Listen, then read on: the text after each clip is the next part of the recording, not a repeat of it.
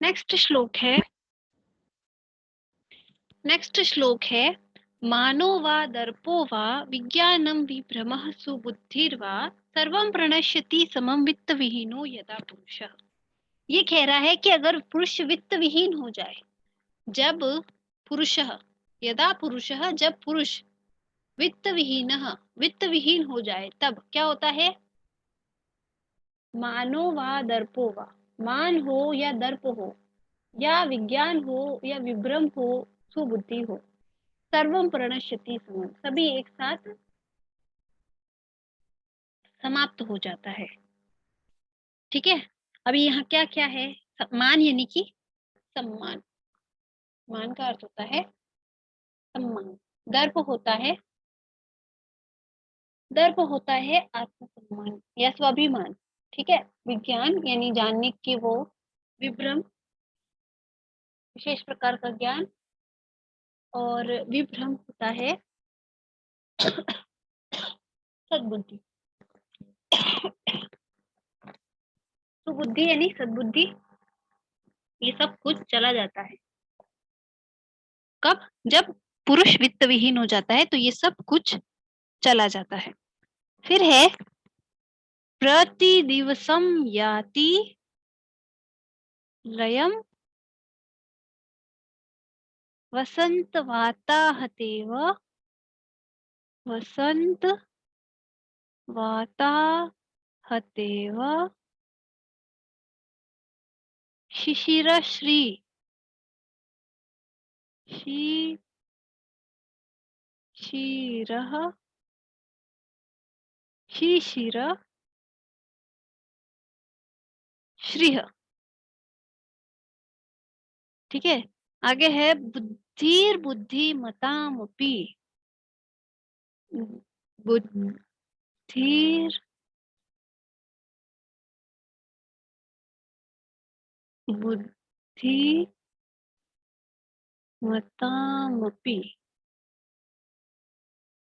कुटुम्ब भरचिन्तया सततम्, कुटुम्ब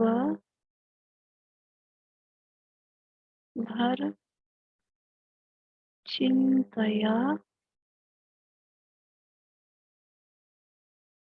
सततम।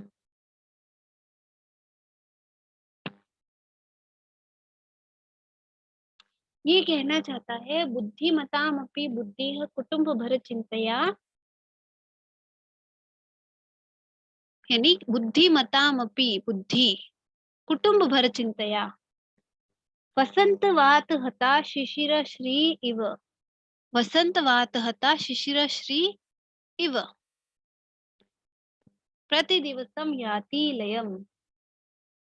कहने का अर्थ है कि बुद्धिमतामपि, बुद्धिमानों की भी बुद्धि कुटुंब भर चिंतया सततम, सतत कुटुंब के भरण पोषण की चिंता के कारण वसंत वाता हतेव शिशिरश्री, वसंत की वात से हत जो आहत है वो शिशिर की शोभा की तरह प्रतिदिन क्षीणता को प्राप्त हो जाती है। यानी शिशिर के अंदर क्या होता है कि खूब ठंड होती है।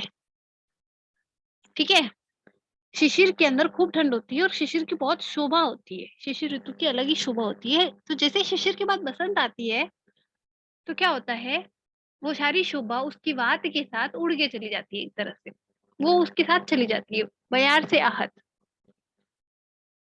शिशिर श्री, शिशिर की जो श्री है, शिशिर की जो शोभा है, वसंत वाता हते, वसंत की वात से हत होकर, जैसे प्रति दिवसम याति लयम, प्रति दिवस जिस प्रकार से लय को प्राप्त हो जाती है, यानी धीरे धीरे समाप्त हो जाती है शिशिर की शोभा, उसी तरह से बुद्धिमतामपि बुद्धि, बुद्धिमताओं की भी, बुद्धिमानों की भी बुद्धि, बुद्धिमानों की भी बुद्धि कुटुंब भर चिंतया, कुटुंब की चिंता से, सतत कुटुंब की चिंता से प्रति दिवस लय को प्राप्त हो जाती है। यहाँ पर भी फिर से उपमा करी है और कंपेयर किया है बुद्धिमान की बुद्धि को शिशिर की शोभा से, और दोनों को लय किससे प्राप्त हो रही है?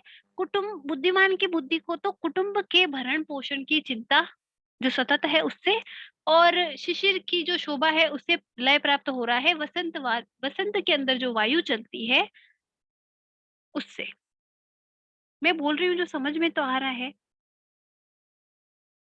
क्योंकि ऐसा हो सकता है कि मेरी खुद की जो लैंग्वेज है वो थोड़ी टिपिकल हो, तो शायद कम समझ आता हो। अगर कहीं पर भी ऐसा लग रहा हो तो मुझे बता देना।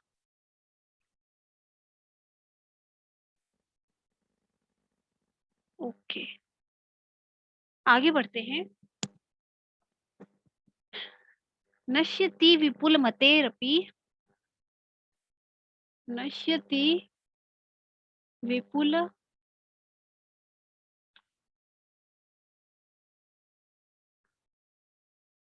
नश्य नश्यति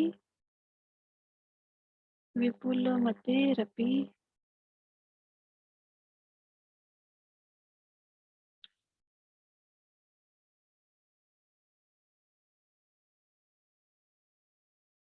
बुद्धिः पुरुषस्य मंद विभवस्य, बुद्धिः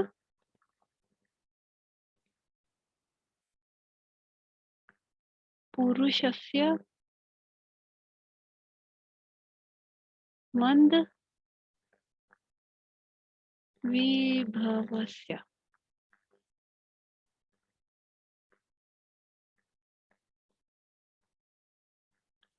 घृत लवण तैल तंडुल वस्त्रेंधन चिंतया सततम। घृत लवण, ये क्या कह रहा है? जैसे यहाँ कुटुंब भरण चिंता थी, वहां ये सामग्री की चिंता करके इनका सबका नाम लिख के बता रहा है कि घृत लवण तेल तंडुल, क्या क्या अर्थ है इनके? घृत यानी घी, लवण यानी नमक, तेल यानी तेल होता ही है, तंडुल यानी चावल, फिर है वस्त्र, ईंधन,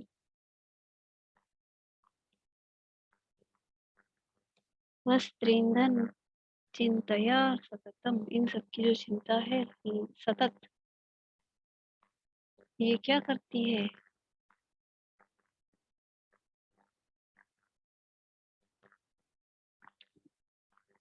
विपुल मति वाले बुद्धि के जो पुरुष है उसके भी मंद बुद्धि हो जाती है नशे होकर के। किससे?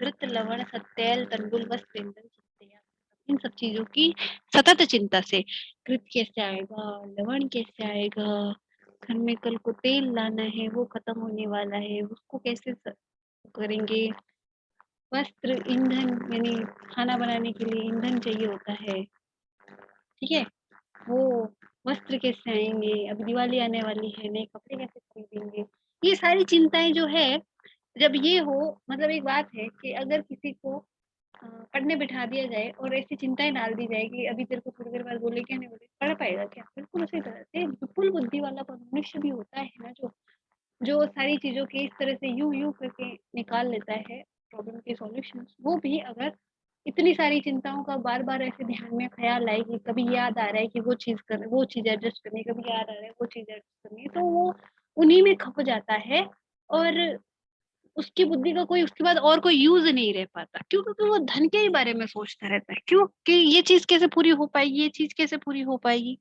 इस तरह की सोच विपुल बुद्धि वाले लोगों की भी बुद्धि को नष्ट कर देते हैं, ठीक है। तो ये इस तरह से ये सोच रहा है। इसके अलावा और भी कई श्लोक हैं, हम कल की क्लास में इसको कंप्लीट करेंगे, इस कहानी को। और ये सब कुछ सोचते सोचते, हाँ, इसके अंदर 9 जो निधियां हैं उनसे रिलेटेड भी एक श्लोक है। महापद्मश्च पद्मश्च शंखो मकर कच्छपौ कुंद कुंद नीलाश्च खर्वश्च निधियो नव, इसको भी ध्यान में रखना है। मैं कल मार्क करवा के सब कुछ करवा दूंगी अच्छी तरह से। आज तो क्या है ना कि मेरे पास टाइम कम था तो मेरी तैयारी कम थी। मैं पहले अजंत हलंत पुल्लिंग पढ़ाने वाली थी, इस वजह से इसकी तैयारी कम थी। बट कल हम ये कहानी पूरी करेंगे और इस चीज़ में आगे क्या करना है ये भी समझेंगे।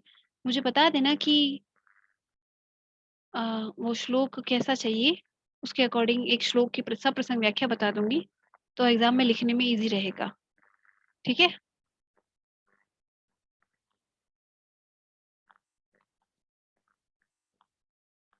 ओके। तो एक की सप्रसंग व्याख्या बता दूँगी, उससे तुम सब लिख पाओगे। बस ये ध्यान रखना कि जब भी पंचतंत्र से आए, तब क्या करना है उसमें प्रसंग में जब पंचतंत्र से आए, चला गया सब कुछ। पंचतंत्र से आए तो हमें क्या लिखना है, ये कि इसको विष्णुधर्मा ने लिखा है। दूसरी बात, पहला इसे विष्णु शर्मा ने लिखा है। दूसरा, ये पंचतंत्र का 5वां तंत्र है। पहला ये पंचतंत्र का पार्ट है, उसमें भी ये 5वां तंत्र है।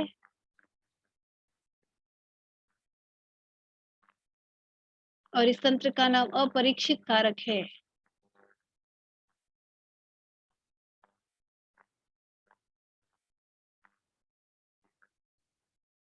ठीक है? और उसके बाद जो कथा है, जिस कथा के अंदर उसे कहा गया है, उस कथा का नाम लिखना है। बाकी अगर यूं जाना जाए तो कथा का नाम इसका दोबारा करते हुए हम प्रसंग में भी लिख सकते हैं। ठीक है? प्रसंग के अंदर हमें अपरीक्षित कारक की ये वाली कथा है, कथा का नाम लिखते हुए कि और उसके अंदर इस विषय में बात करते हुए इस श्लोक के अंदर की बात कही गई है। ठीक है? ये हुआ हमारा संदर्भ और प्रसंग। ठीक है? कब? जब पंचतंत्र से हो, क्योंकि पंचतंत्र में हमारे पास 5 ही कथाएं हैं और पांचों की पांचों अपरिचित से है, तो ये चीजें सब में सेम होगी। दूसरा दूसरा अगर हमारे सुश्रुत से आए व्याख्या का श्लोक, तो हमें क्या करना है कि वो सुश्रुत संहिता जो सुश्रुत ने लिखी है, ठीक है, और दूसरा उसका शारीर स्थान अध्याय 4, ठीक है, और ये जो चतुर्थ अध्याय है उसका नाम क्या है?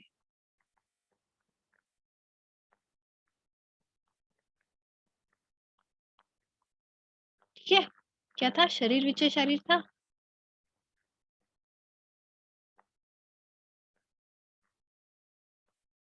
ये 4 चीजें यहाँ ध्यान रखनी है। कहाँ पर? जब हम सुश्रुत का कोई उठा रहे हैं। और तीसरा और इसका राइटर सुश्रुत है ही। ठीक है? और प्रसंग लिखते समय ये लिख सकते हैं कि भाई भगवान धन्वंतरी सुश्रुत आदि को पढ़ा रहे होते हैं।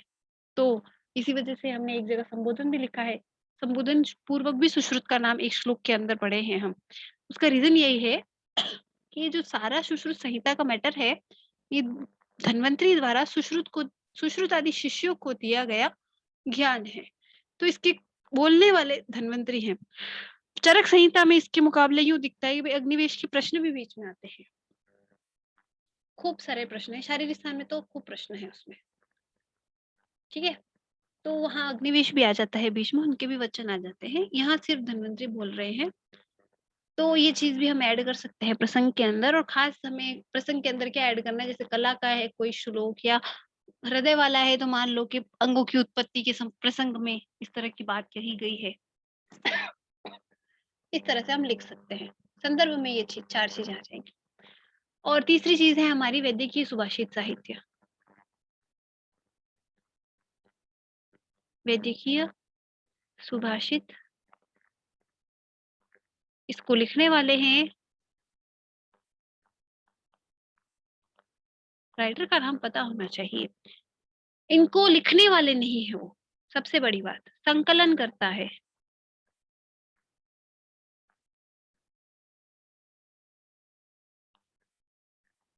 संकलन करता है भास्कर गोविंद घाणेकर। और इसके प्रसंग का जो विषय है वो चैप्टर के नाम से मिल जाएगा। चैप्टर के नाम इसी तरह से लिखे गए हैं कि एक चैप्टर का नाम है, उसने उस नाम से रिलेटेड जो भी श्लोक होंगे वो सारे उसके अंदर संकलित किए गए हैं। भास्कर गोविंद घावणेकर का खुद का एक भी श्लोक रचित नहीं है, ये चीज ध्यान में रखना। ठीक है? इन दोनों के रचयिता है विष्णु शर्मा और सुश्रुत। इनको इन ग्रंथों का रचयिता माना जा सकता है, लेकिन वैदिकी सुभाषित साहित्य संकलन की गई है, संकलन करता है भास्कर गोविंद घाणेकर। ये बात को याद रखना, यहाँ गलती मत करना। और जो 2 नंबर के प्रश्नों वाली बातें हैं, वो मैंने सुश्रुत का चैप्टर पढ़ाते हुए बता दी हैं। इसके अंदर क्या-क्या होगी वो मैं पढ़ाते हुए बताते हुए चलूँगी, और इसमें भी कुछ मैटर होगा तो मैं बता दूँगी जब मैं पढ़ाऊँगी इसे, ठीक है? तो अगली क्लास में हम पंचतंत्र का जो 5वां तंत्र है हमारा अपरीक्षित कारक, उसकी पहली कथा जो है शपनक कथा, उसे हम कंप्लीट करेंगे। आज हमने जो शुरू की है उसे हम कल कंप्लीट करेंगे, कल पक्का कंप्लीट हो जाएगी वो। तो आज की क्लास यहीं खत्म करते हैं और कल उस कथा के साथ फिर से मिलते हैं। Good night. Good night ma'am.